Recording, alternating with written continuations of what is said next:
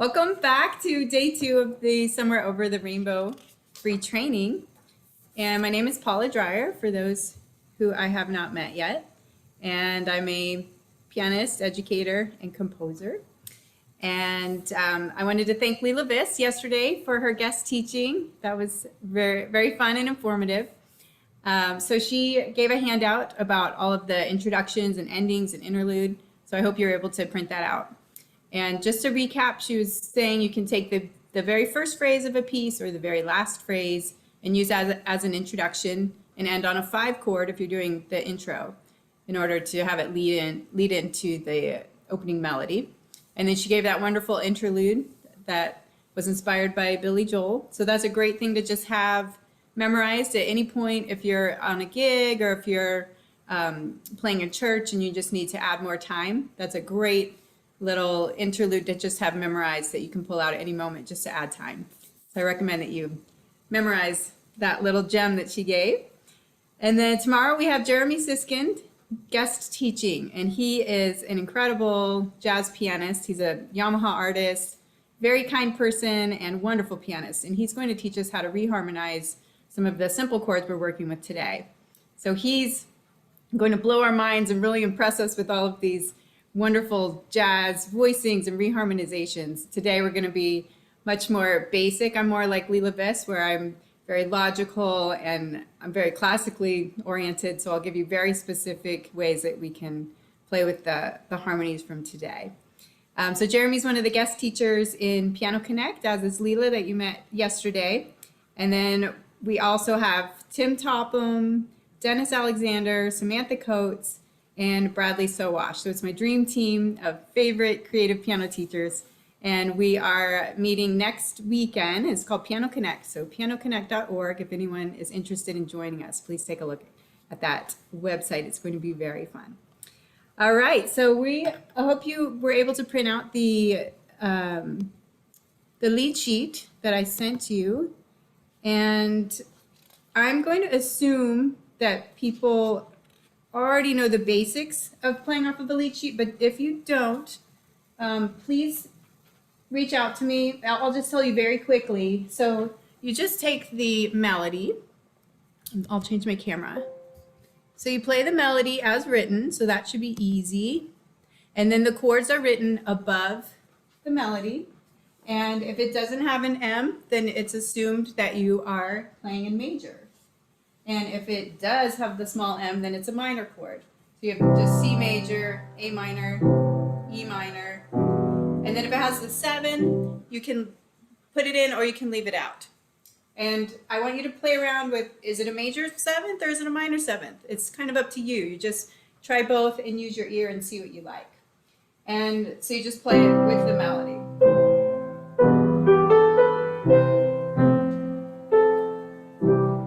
And then if I were to teach a student who'd never done a lead sheet, first I would do just the root of the chord. Then I would do the 5th.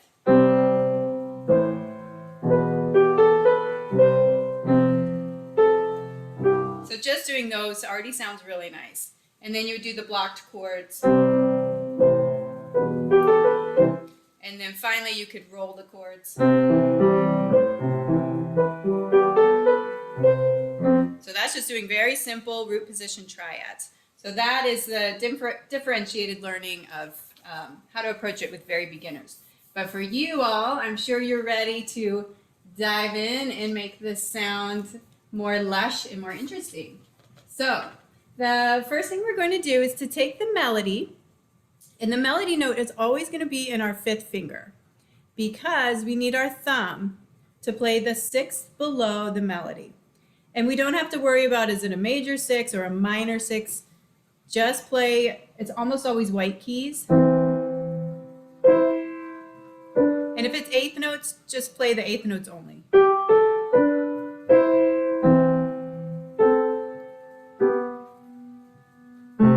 Now here we have F minor. So that's why I need the A flat, because I'm looking at my chord also. So that A flat is important.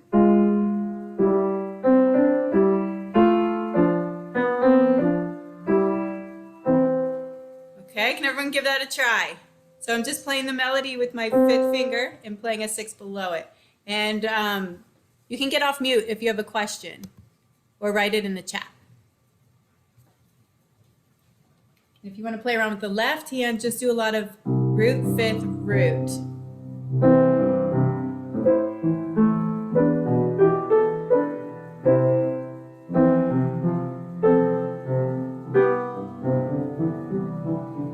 So it gives so many nice harmonies. You don't even have to know exactly what chords you're doing. It just already creates these beautiful sounds.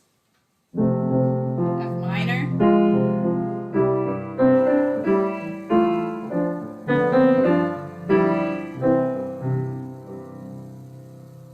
Questions, anybody?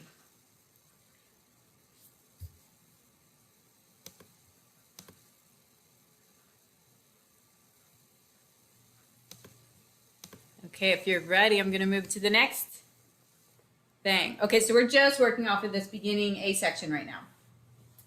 The next level, and I just discovered this, and I thought it was so fun. I couldn't believe it, that all I did was I played a second inversion chord. So you're always going to have that fourth on the bottom and the third on the top.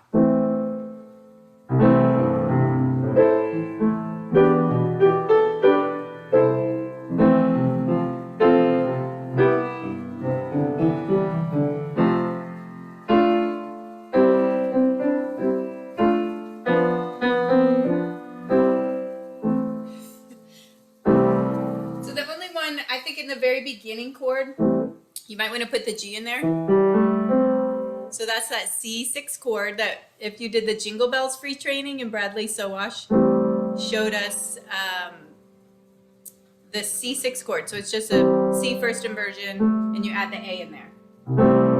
You might want that just on the very first chord. Otherwise, it works, but it sounds a little thin. Okay, so give that a try. And okay, Nico does not have the handout. Yeah, I will send it in a link after the training. Unfortunately, I don't have it right here to pop in the chat. Okay, so in the left hand, again, I do the root, fifth root. And if you want to get fancier, play around with just the root, fifth root, and then do the second and the third, and maybe the fifth.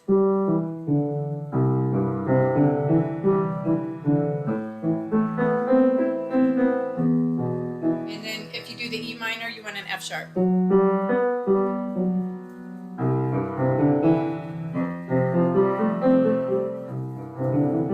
So it's nice to go through all of these chords and just do root, fifth root, and then the second, third, fifth.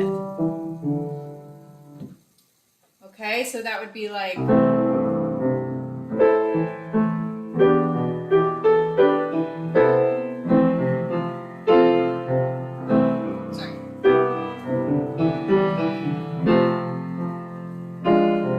A flat.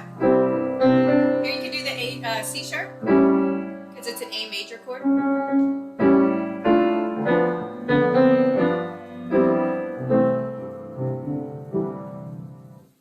All right, so try that out and let me know if you have questions.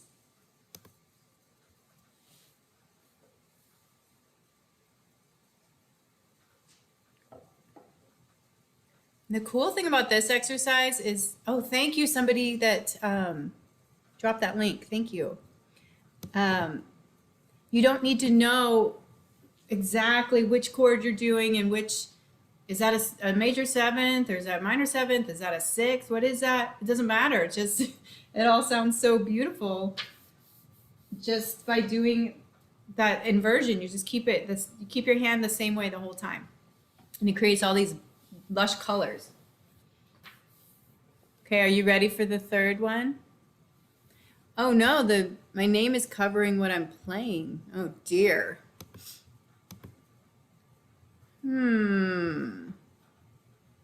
Is my name showing up right now? Covering the keys?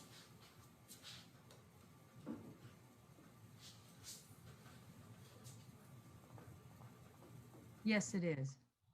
Is that better? Is that better? Okay, thank you for letting me know. Okay, so let's move to the third way. This is going to add another color in there. So you take the exact same chord that you just did, all of those second inversions, but we're going to use our second finger this time. And you just put it down a step lower than your third finger. And it doesn't matter if it's a major second or a minor second. It's just that next key. The only time you have to think about it is the E minor. You're going to have that F sharp in there. And how do I know that? Because if you do F natural, this doesn't sound right. So you have to move it to an F sharp. I love the C with the major seventh.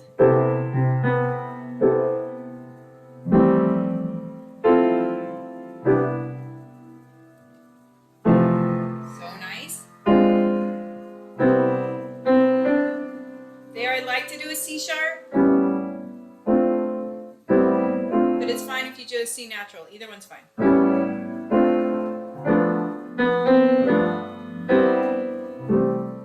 So again, you can try it just with that root note, but if you're ready,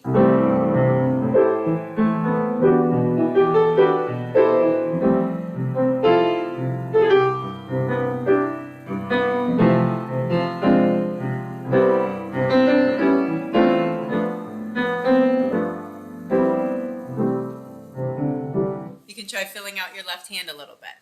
So first, just get comfortable with all those chords.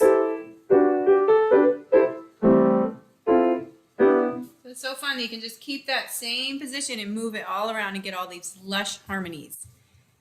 Any questions before we move to the B? Okay. So the B is the bottom of the page. Someday I wish upon a star. Paula, Yeah. can we just have another minute to practice that? Well, the only thing is, we only have about one more minute. So I wanted to, sorry. unless you Go want to ahead. save the B, we could save the B, but I'd like to get to it if we can. Do you want to take a vote, and would you rather just stay with A, everybody, or do you want the B? Raise your hand if you want the A only. All right, we're doing the B. Here we go. Sorry, you can practice it after. Okay, so the B, I think it's really nice to do a left hand pattern that goes 1, 2, 3, 4. And then if you just did a normal C chord, it'd be like that, right? So I'm at Someday I'll Wish Upon a Star. But it sounds really nice if you can put the D in there. It really gives it that more of a lush sound. Okay, and then for the D minor, instead of just putting a D, harmonizing it, it sounds pretty to add the seventh in there, that C. And now you're at the C6 chord. So you just do a C, C major with the 6. Okay, and then for the left hand, kind of inspired by Leela yesterday, here's your C chord. The D minor, you can keep your C pedal. So just play a C instead of a D.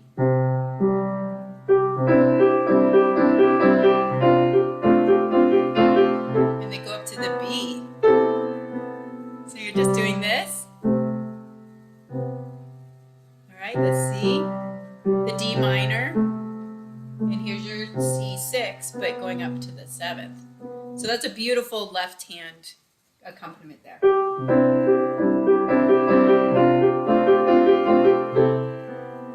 And you just go to your G with the 7th. And that's what you always hear. Just going down by thirds, starting on an A. And this is just the way I've been doing it, but feel free to play around with it. And that's the same. And now we have D sharp diminished. And I didn't do anything different there. So I'm just doing again that 5th. And then then to a D minor. So you do your D minor chord and you add the melody. So it's just D minor with the beat.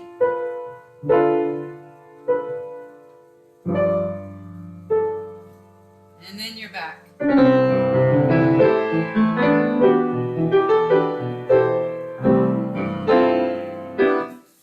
Okay, so does anyone have any questions? So we're going to, as I said, you have Bradley tomorrow, and he will show all sorts of reharmonizations, different ways that we can play around with these chords.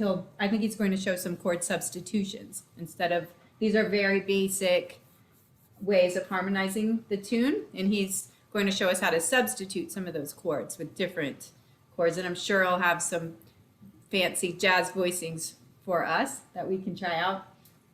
But I think this way is just very logical and easy for classical pianists to try out, and it creates all of these big lush sounds without having to know all of those. What kind of seventh is that? What sixth is that? What do I do here? It's just keep that same shape and play around with your left hand accompaniments. Any questions, anybody? Feel free to get off mute if you want to say goodbye or ask a question or anything. It's always so funny ending these things and it's just so quiet. All right. Well, I hope that was fun for you, and I will send you the recording today so you can hopefully, sorry my name was covering the keys, but I can always remake a recording if you feel like you can't see it. Let me know. I'd be happy to remake a clearer recording. All right, so looking forward to tomorrow with Jeremy, and then Friday, hopefully by then you'll have tried out these chords and we can just put it all together and have fun having everybody flying all over the keys, making beautiful sounds. All right, thank you. Thanks, Cheryl. I'm glad you had fun. Thank you. Thank you from the UK.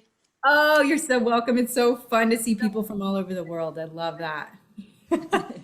So exciting. It's really great to have just 15 minutes. It's just really cool because you just squash it all in and then you listen to it later. Right. You know, we don't always have an hour. No, Right. brilliant. But we often have 15 minutes. Yeah, Yes. perfect. Thank you. Thanks for coming.